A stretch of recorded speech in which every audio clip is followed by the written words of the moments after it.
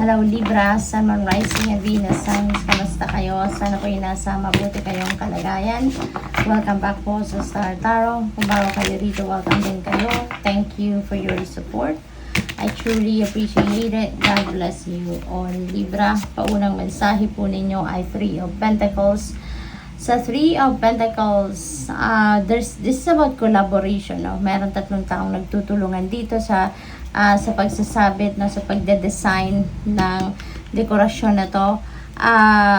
So, maaaring ganun din na mangyayari sa buhay ninyo. Maybe you have a project, or maybe meron kang negosyo, or maybe yung negosyong nito talagang meron kang mga ka-partners or baka ka-sosyo, yung ganun. So, there is support. No? May support energy dito sa pagkakataon ito sa buhay ninyo. Pwedeng ano yan, pwedeng project ng pamilya. So, maaaring magkakapamilya kayo, nagtutulungan kayo. Pwedeng family business yan, tulungan kayo. Yung mga ganon ba, no? At maganda yan kasi mararamdaman ninyo dyan yung support ng bawat isa. Yung support ng mga tao sa paligid ninyo, sa'yo. At ang maganda rito, maybe you are going to share the same vision talaga, the same goals. Kaya yung tagumpay ninyo, no, sabay-sabay din kayong magtatagumpay, sabay-sabay kayong aangat, no? We have Four of Swords, and so pahinga, okay? You are tired, you are exhausted. Maybe ang iba sa inyo dito burnout, pwedeng ganon. Kaya tama ito na magpahinga muna kayo, okay? You need to replenish your lost energy, okay? Para maging handa kayo sa next day's activities naman. Pwede rin ang iba sa inyo rito, may puso dito, no? So, maybe meron kayong kailangan lang na pag-isipan. Kaya kailangan ninyo na magpahinga, mag-me time kayo para makapag-focus kayo sa kailangan ninyong pagdiskartehan. Kailangan ninyong pagdesisyonan, okay? This could be related to love life, no? Libra, maaaring may usaping love life dito na kailangan ninyong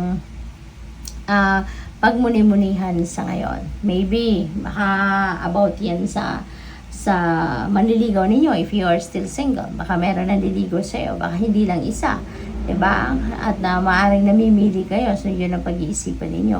Pwede rin na leveling up of commitment ito with your person na kailangan ninyo pag-isipan, diba? Ready na ba kayong mag-level up ng inyong commitment? So maybe that is one of the reasons why you need to take a break para na mapag-isipan ng mga bagay na ito.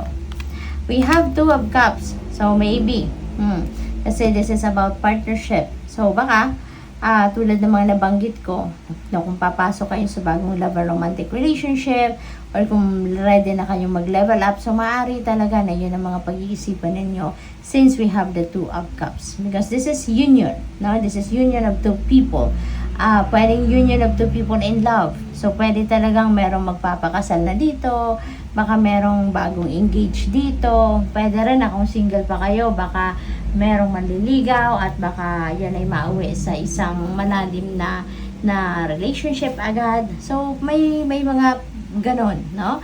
Pwede rin na ito ay collaboration, no? So, since we have Three of Pentacles, pwedeng collaboration ito, pwedeng partnership, pwedeng in business, pwedeng bagong kaibigan, no? So, any bond, no, is possible dito for you.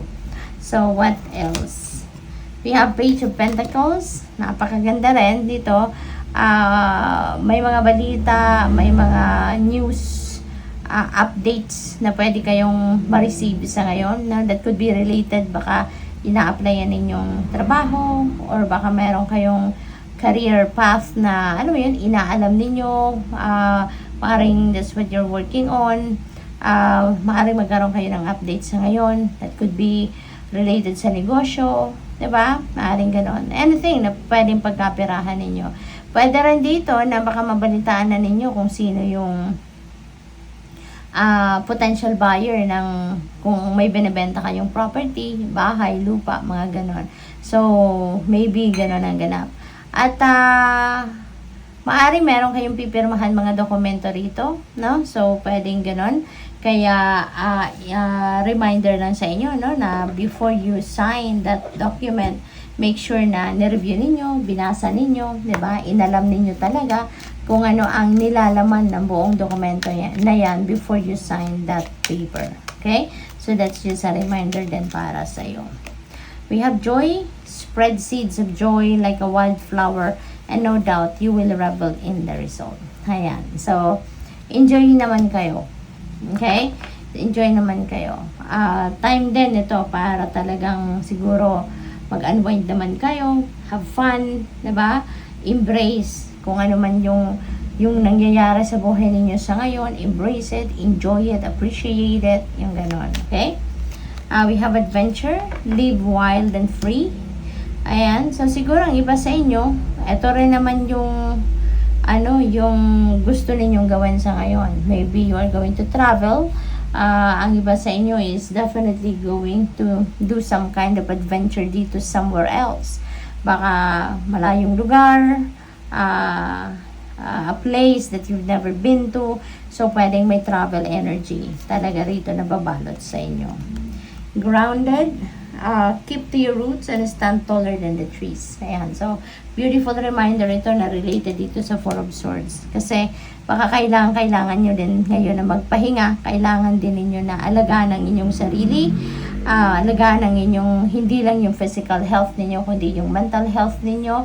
So, paminsan-minsan, kailangan din ninyo na mag-break, from kabisihan ng worldly things. Okay? Kailangan din ninyo na alagaan ang inyong sarili. Okay? Magpahinga, kailangan na mag-time out muna kayo sa kung ano man ang inyong mga pinagkakabisihan at bigyan naman ninyo ng kahit konting oras ang sarili ninyo na makapag-replenish, makapag-recharge, makapag-rejuvenate kasi kailangan din ninyo yan. Kailangan ninyong punuan din yung cup ninyo before you continue doing or working yung ganon. Okay? So, good luck. Thank you for watching. Love and light. Namaste.